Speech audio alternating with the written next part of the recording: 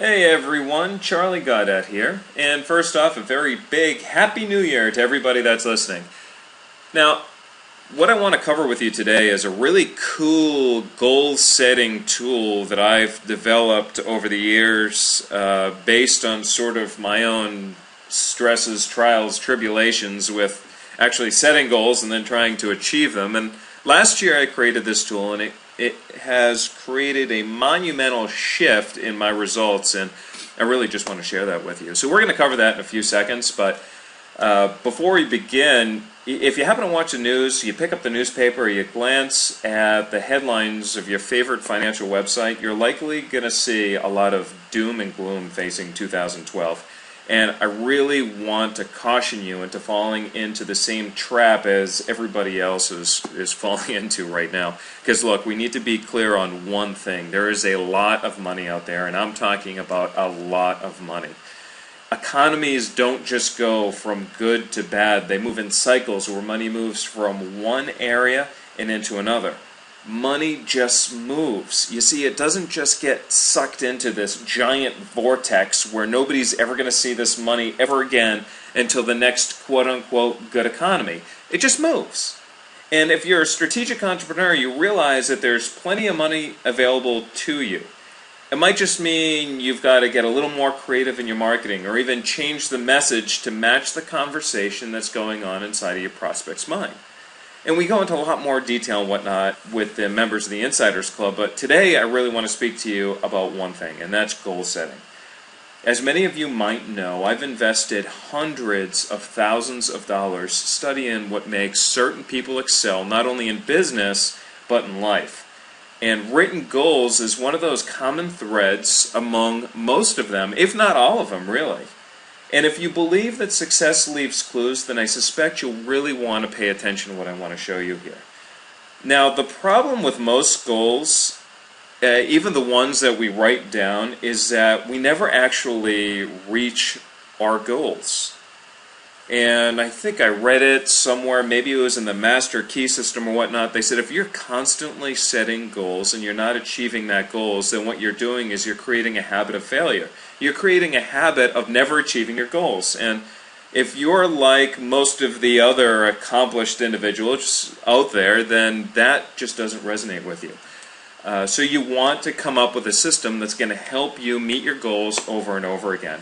And there's three reasons that I believe anyway why people don't meet their goals. Either number one, they're not inspired by their goals, which is a very common reason. Either they take on somebody else's values, they think it's important, so they write this goal and it just doesn't work for them. Look, if losing 100 pounds this year, though that could be important, if you're not inspired to lose all this weight, then you're not going to do it. I've been inspired to have a ripped six-pack abs for a while, and I just haven't done it. Not because I really don't want it, I'm just not inspired by getting those ripped six-pack abs, just yet anyway. 2012, well, I might be turning the corner. And, you know, the other reason is that your goals are too aggressive or they're unachievable.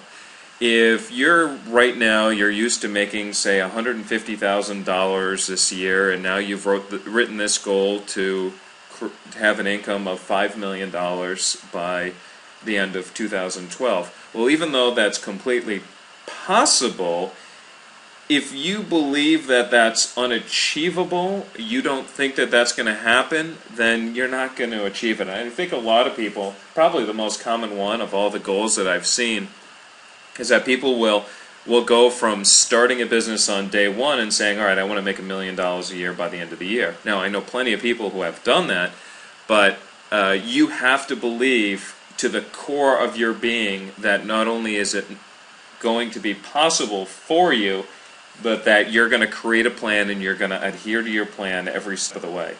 And number three, and I think this is also one of the very, very common reasons, is that your goal creation process is completely flawed. And we're going to cover that so that I hope to give you a better goal creation process than maybe the one that you're using right now. Or, you can try it out.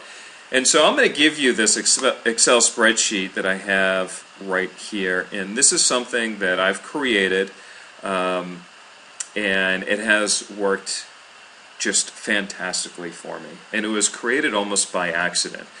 What I did is I contacted a very successful good friend of mine, and I said, we need to hold each other accountable for our goals, which is one of the first things that I highly recommend that you do. Whether it is your spouse or a good friend of yours, somebody who's going to give it to you straight up, no BS, hold you accountable. And if you can have rewards for these goals, that would be fantastic. And the way that this is going to work best is not only if I take this goal following process and assign somebody that is going to hold me accountable to completing these goals, it works best with a reciprocal arrangement. So you would say, hey, John, here's the deal. I'm going to give you my goals every Friday. I'm going to email you this sheet, and I want you to email me yours, and we're going to hold each other accountable and go from there. And so this is the way we do it. And so just bear with me for a second. What we have here, every week on Friday, the way that I do it is I update my goals for the week. So I would have my 1 week goal, then my 1 month goal, my quarterly goal, and my yearly goal. And then in here I write any progress to date or previous progress and whatnot. So let's say that one of my goals is that I want to become famous in my industry. Well, the nice thing about being famous in the industry is that gives you a lot of credibility, that positions you as authority, that instantly allows you to become more of a dominant player in your marketplace, which is fantastic. And it doesn't matter what niche you're in. You could be in dry cleaning, you could be an electrician, you could be in technology, you could be in consulting, accounting. You can be credible and a famous authority in your industry. And so, but being famous isn't necessarily the right goal to put as your 1 year goal. You want them to be what's known as SMART, SMART, and so it begins with an S. That's simple, which being famous in my industry, that's simple, so that's okay. The next one is being measurable. Now, you can't really measure being famous in your industry unless you were going to say, famous to me means that I had to have been on TV 2 or 3 different times, I had to have been written up in a periodical, newspaper, or something like that, X amount of time, so I would write that in as measurable. One thing that you could do to start off being credible is writing a book.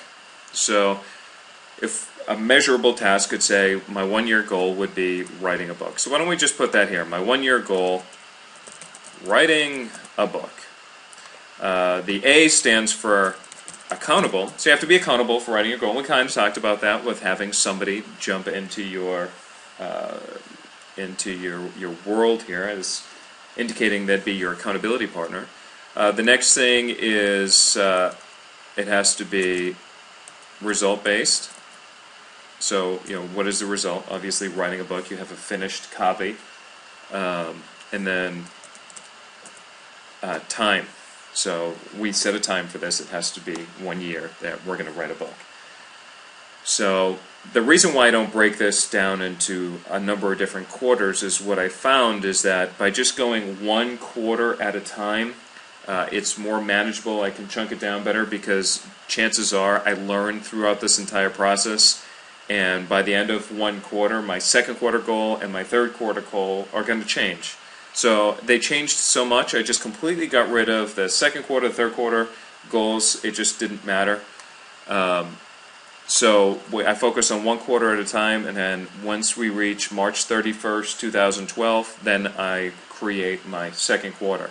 So if we're going to write a book, the first quarter goal might be to write 100 pages. Whoops, if I could spell it right, that would help. So I'm going to write 100 pages.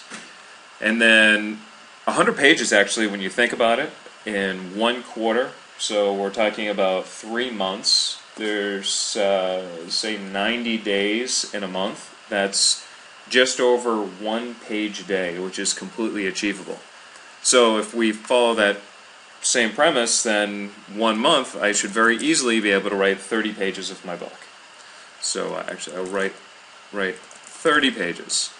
And then so this week, if I decided I am going to write a book, this week, one of the things that I will have to do is start with an outline. So just this week, all I'm going to focus on is write an outline, and then I have to write 30 pages at the end of the month, so I'm going to say write an outline. I'm going to just start, because starting is the hardest thing. Once you get that momentum going and that inertia, the rest is so much easier. It's like when you go to the gym. The first 2 weeks are the hardest 2 weeks, but once you get into that habit of going to the gym, you go more and more and more. So we're going to write an outline. I'm going to start by writing 5. Man, I just cannot write pages. There we go. I'm going to write an outline, and then I'm going to go 5 pages. The other thing you'll notice about this is I have only enough room for 10. And that is 10 of my top goals. It doesn't mean that I have a lot more goals, but I only am going to focus on my top 10. If I start with too many goals, then chances are I'm not going to accomplish any of them. So we really just want to focus on our top 10 goals. And they don't all have to be business related. In fact, I encourage you not to have them all business related. My goal sheet, I have probably 7 out of 10 of them are business related. 1 of them is health related. Another one of them is related to my family and the amount of vacation time that I want to seek, and the other one is related to my my lifestyle and what I want my lifestyle to look like and how I want it to change through 2012. And so that's where my 10 goals are. So whatever it is that inspires you, wherever you think that you need some change, I encourage you to take it on and do it that way. And then so let's say I finished all 10 all the way across at the end of the week, so it would be January 8th, or if you're going to do this on Friday, all I simply do is I click this button here in the left-hand corner. I hit, first I'm going to open up a new sheet, so right-click here, insert, worksheet. I'm going to go back to my sheet here, which I would rename to that's the end of the week. Then we come over, I'm going to highlight the whole thing. I'm going to hit Control C. Come over here, Control V. Now I have the whole thing copied over here. The 1 month goal is the same. I'm just going to change here and write the date. So the end would be the 15th, I believe. And I would just delete this, write my new goal for the 15th, change this to say the 15th and so forth. So I would email this to my accountability partner. We might have a conversation to see how well we're doing. Generally, with your accountability partner too, I tend to send my or designate my accountability partner as somebody who I would really feel bad if I let this person down. Doesn't mean sometimes a lot of my closest friends, they don't really qualify as accountability partners if they're too nice to me sometimes. Yeah, they're afraid to really stick it to me. I'm fortunate that I do have one of my good friends as an accountability partner, but that's because he's not afraid to just tell me exactly how it is. If I tell him I want to be accountable for something, he's not going to let me slide, and he's going to just hold me to the wall to make sure that I get it done. And so at the end of the year, you're most likely to get these goals more accomplished. And here's one final thing, and then I'm going to let you go because we got to get going on our New Year resolutions here. What I find is, or what I found when I started this goal setting process, I would create a week of goals. And then at the end of the week, I would say, wow, that's really disappointing. I was only able to get 60% of what I wanted done. I'm never going to get to my 1 year goal if that's my objective, never mind my 1 month goal. Why did I only achieve 60% of my week's goal? Sometimes that was because, and most of the time, 95% of the time, it was because I was too aggressive. I thought I could accomplish a heck of a lot more than I could. And then 5% of the time, maybe something came up, and when I scheduled some time away, to complete something. It just didn't happen. But all that's changing in 2012, where I'm putting certain things in place, so I don't have the distractions anymore. So that's it. I'm going to give you this Excel spreadsheet, and I just want to wish you all the best in 2012. Get this goal process done. You're going to see that even within the first 2 months, first 2 months, whatnot, you're going to have a significant change in the amount of progress that you achieve. Because I firmly believe that right now, as much as people tend to think that we're in a bad economy, there is just too much opportunity out there. Last year, we had one of the best years that we have had possibly ever. And it's not just me. Several of my colleagues had the best year they have ever had. 2012, it already looks like we're going to have another banner year. And it doesn't matter what industry you're in. You can achieve a banner year. Right now, for example, the hottest topic in the news is the housing industry. And I used to have a real estate development company. And many of the people that I knew in the real estate development arena, they're either out of business or they're struggling or whatnot. But those people who thought strategically, I know at least 3 people that are having a banner year, booked up for 2012 already, can barely fit in any more work. So there is money out there, and I know you can do it. So that's it. Charlie Goddett signing off here. I'll talk to you soon.